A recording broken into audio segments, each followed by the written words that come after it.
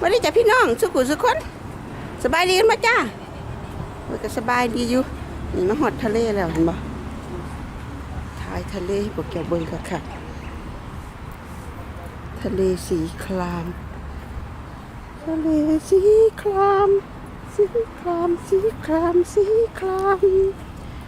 สีครามสีครามสีครามโอ้ก่อนเข้าเดือน6ฝนก็ตกพึมพำกบเขียดมันร้องงึมง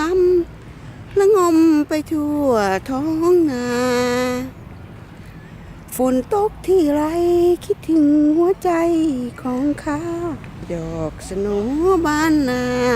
พามาดูน้ำที่ออสเตรเลีย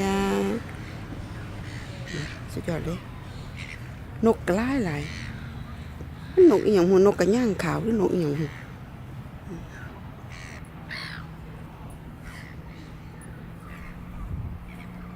นี่สุดยอดเลยของมันตกเลิศไปแล้วล่ะพี่น้องพวกกันไม่คลิปหนาเพื่อนคนตกเป็ดเพื่อนหันมาบ่ไปซูมให้เบิ่งบ่ย่างไปดอกมันไก่คักมันฮ้อนอยู่เลยเด้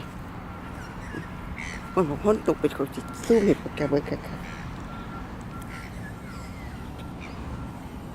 กล้องนี่มันซูมได้ดีเด้กล้องมันซูมไก่คักบ่มูคนที่สิได้หลายเนาะตกเบ็ดกันนี่ฝรั่งบ่ฝรั่งเป็นนี่จะงานอดิเรกเขามาหาตกเบ็ดโชคดีเขาก็ได้ปลาตัวใหญ่เห็นบ่โชคบ่ดีเขาก็ได้ปลาตัวน้อยเห็นบ่แล้วแต่เธอคนน่ะเพิ่นขอซูมนี่เอากลับพุ่นไกลบ่กล้องข่อยเดียวสุดยอดคือยายชมพูเลยพุ่นน่ะ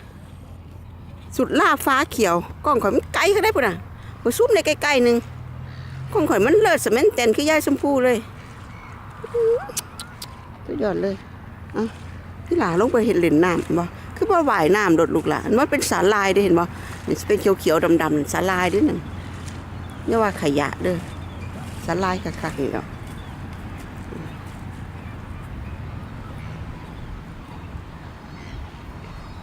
อาตีอารมณ์ไม่ดีตาตึงตวง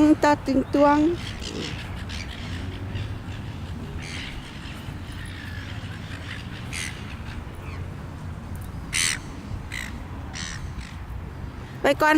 เดี๋ยวสิเห็นหยังดีๆงามๆสิถ่ายมาให้เบิ่งอีกคือเก่าเลยจ้ะเพราะว่าทะเลมันกว้างขวางสิไปอีกทะเลนึงเด้นี่สิไปอีกทะเลนึง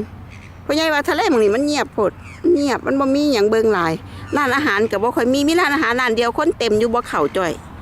อยู่ทั้งพุ่นล่ะพุ่นมีร้านเดียวคนมันเต็มคนมันหลายขึ้นเข้าไปมันท่าโดนไงบัดนี้สิมานั่งท่าตั้งแต่กินข้าวเป็นชั่วโมงโอ้ยบ่เอาเด้อพี่น้องพวกแกว่าบ่มันเสียเวลาเฮาไปย่างเบิ่งชมกินลมชมวิวบ่วันนี้เพิ่นยังสิพาไปอีกหม่องนึงหม่องที่ร้านอาหารหลายๆโอเคไปอีหลีอีหลอล่ะพอกันใหม่คลิปหน้าพ่อใหญ่กับน้องใช้ไปเอารถไงว่าให้ข่อยถ่ายอยู่นี่ข่อยไปเอารถเท่าซั่นเจ้าถ่ายนี่ข่อยสิมาหับว่าซั่นว่าเห็นบ่สุดยอดเลยไปแล้วเด้อบัดนี้พอกันใหม่คลิปหน้าฮักสุขุสุคนร่ำรวยร่างกายแข็งแรงสมบูรณ์นะจ๊ะเด้อสวัสดีจ้า